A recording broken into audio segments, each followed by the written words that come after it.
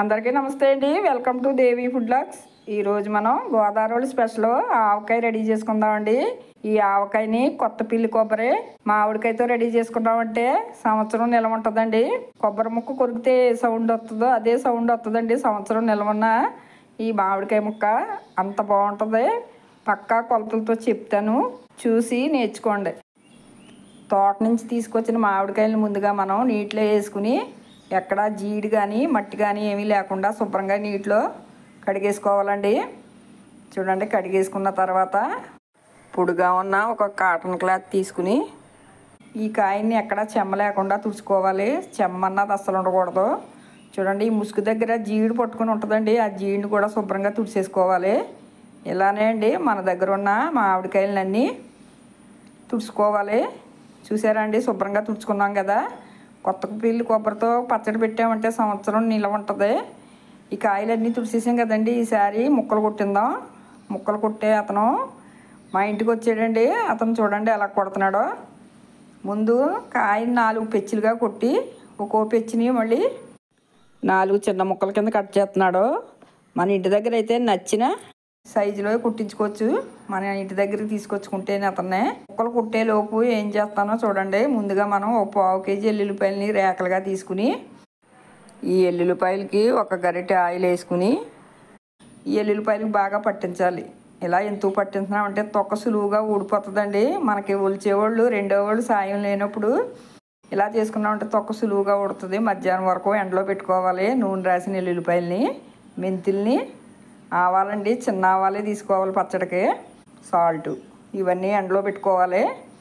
ఈ ఎండే లోపు చూడండి ముక్కలు అయితే కొట్టించేసుకున్నాం కదా.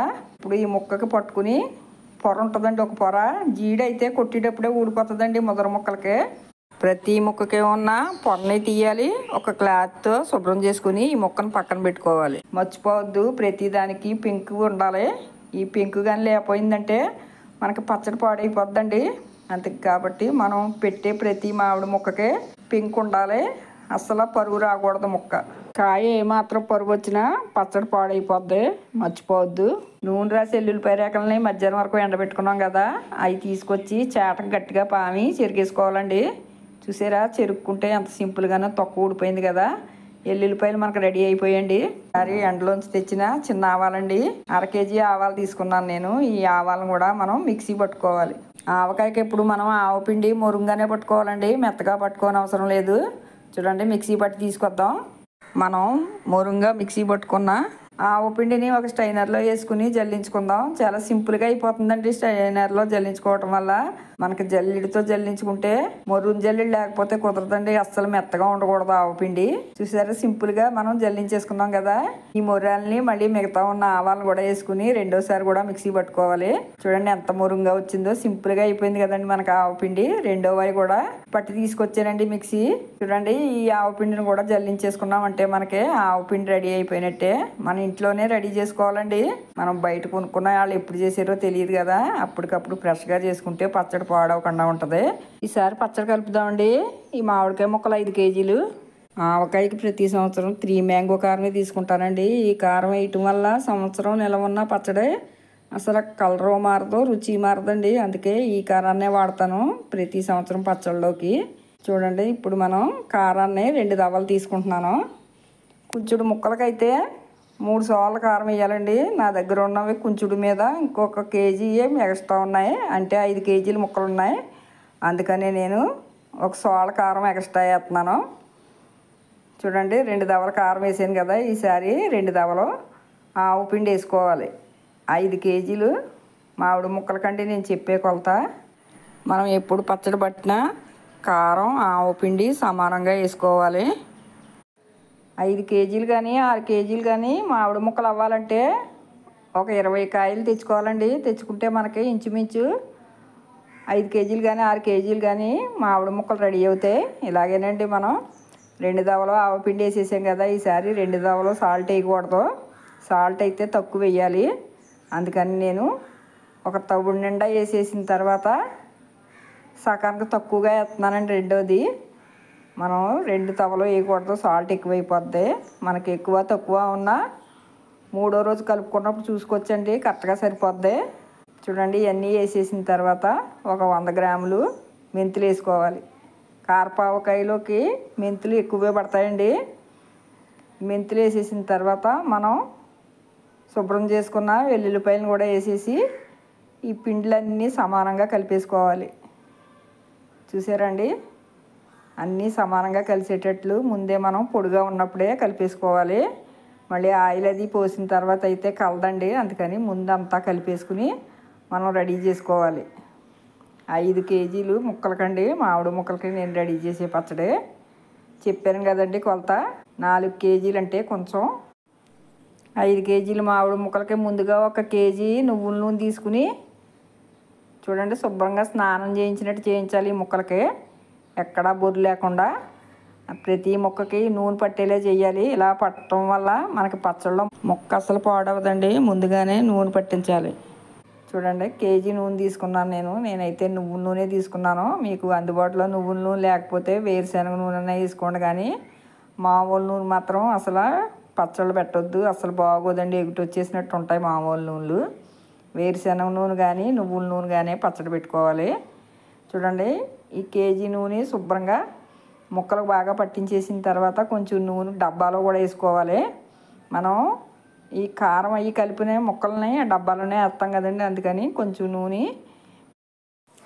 డబ్బాలో వేసుకోవాలి. మామిడికాయ ముక్కలకి బాగా నూనె పట్టించిన తర్వాత ఈ కారపొడిలో బాగా కలుపుకోవాలి. గుప్పుడు ఈ డబ్బాలో వేసేసుకోవాలి. చూసారా అండి, మన దగ్గర ఉన్న ముక్కలన్నీ ఇలాగే కారంలో పొరిపేసి డబ్బాలో వేయాలండి. మనం ప్రతి సంవత్సరం ఇంత కరెక్ట్గా పచ్చడి కొలతలతో ప్రకారం పెట్టుకుంటున్నాం కాబట్టి పచ్చడి సంవత్సరం నిల్వ ఉంటుందండి. మనం మార్కెట్లో కొనుక్కున్న పచ్చళ్ళు తొందరగా పాడైపోవడానికి కారణం మనం ఎంచుకున్నట్టు మామిడికాయని ఎంచుకోరండి. వాళ్ళు ఏ మామిడికాయ ఉంటే ఆ మామిడికాయ కట్ చేసి వేసేస్తారు. దానికి పెంకు ఉండకపోయినా కూడా పచ్చట్లో కలిపేస్తారండి. మనం ఏం చూసుకోవాల్సింది అసలు ముక్కకు పెంకు లేకుండా పచ్చడి పెట్టకూడదు. పెట్టామంటే ఆ ముక్క పాడైపోతామే కాదు, పక్కనున్న ముక్కను కూడా పాడు చేస్తుంది. ఆవకాయ తొందరగా పాడైంది అంటే మనం పచ్చళ్ళలో వాడే మామిడికాయ మంచిది తీసుకున్నప్పుడే పచ్చడి తొందరగా పాడైపోద్దండి. అన్ని కాయలు ఇలా ఉండవు. కాయ నుంచి ఊట వచ్చిందంటే పచ్చడి తొందరగా పాడైపోద్ది. ఆవకాయకి అసలు ఊరకూడదండి, ఎప్పుడు గట్టిగానే ఉండాలి ముక్క. అలా ఉన్నప్పుడే మనకి సంవత్సరం నిల్వ ఉంటుంది. మా గోదావరి సైడు ఆవకాయని ఈ కొత్తపల్లి కొబ్బరితోటే పెట్టుకుంటామండి. కాయల్లో రారాజు ఈ కొత్తపల్లి కొబ్బరి, దీన్ని మించిన కాయ లేదు. ఇలానే అండి మన దగ్గర ఉన్న మామిడికాయ ముక్కల్ని కారాన్ని శుభ్రంగా నూనెతో కలిపేసి ఈ ముక్కలన్నీ డబ్బా నిండా పెట్టేసుకోవాలి. మన దగ్గర ఉన్న మామిడికాయ ముక్కలు కారం కలిసి డబ్బా నిండా పైకల్లా వచ్చాయి కదండి. లాస్ట్లో కొంచెం నూనె పైన వేసుకోవాలి. నూనె అంతా వేసేసిన తర్వాత మూత పెట్టేసి 3వ రోజు వరకు తీయకూడదండి. ఈరోజు 3వ రోజు పచ్చడి ఎలా ఊరిందో చూద్దాం. చూసారా అండి, నూనె అంతా పైకి తేరిపోయింది కదా. దీన్ని మళ్ళీ మనం నిదానంగా కిందకి పైకి బాగా కలుపుకోవాలి. ఇలా కలపటం వల్లేనండి ప్రతి ముక్కకి ఉప్పు కారం సమానంగా పడుతుంది. ఇప్పుడు మనం రుచి చూసుకుని ఉప్పు ఏమైనా తక్కువైతే ఇప్పుడు కలుపుకోవాలండి. ఇందులోకి ఇంకా నూనె అయితే పడుతుంది. మనం ఆ రోజు కేజీయే కదా వేసాం, ఇంకొక 1/2 కేజీ నూనె గ్యారంటీగా పడుతుందండి 5 కేజీలు మామిడి ముక్కలకేనే. శుభ్రంగా కిందకి పైకి కలిపేసుకున్న తర్వాత చూసారా, చూస్తుంటేనే నోరు ఊరిపోతుంది కదండి. నూనె అయితే తక్కువగానే ఉంది కాబట్టి ఒక 1/2 కేజీ నూనె ఇప్పుడు మళ్ళీ వేస్తున్నానండి. ముక్కలు మునిగే వరకు వేసుకోవాలి. ఆవకాయ ఎప్పుడు ముక్కలు మునిగే ఉండాలి. నూనె అయితే తక్కువ ఉండకూడదు. సంవత్సరం నిల్వ ఉండే ఆవకాయ రెడీ అయిపోయిందండి. ఈ డబ్బాని ఎక్కడ పెడతామో తెలుసా అండి మీకు? దేవుడి గదిలో పెట్టుకుంటామండి. ఎందుకంటే ఎటువంటి మైలుగాళ్ళు దేవుడి గదిలో తగలవు కాబట్టి. ఇన్ని జాగ్రత్తలు తీసుకున్నామంటే సంవత్సరం పచ్చడి నిల్వ ఉంటుందండి. కలరు మారదు, రుచి మారదు, ముక్క కూడా మెత్తబడదు. ఈ వీడియో మీకు నచ్చిందండి, లైక్ చేయటం మాత్రం మర్చిపోవద్దు. ఈ వీడియో కనుక నచ్చినట్లయితే లైక్ చేయండి, షేర్ చేయండి, సబ్స్క్రైబ్ చేయండి. మళ్ళీ కొత్త వీడియోతో కలుద్దాం.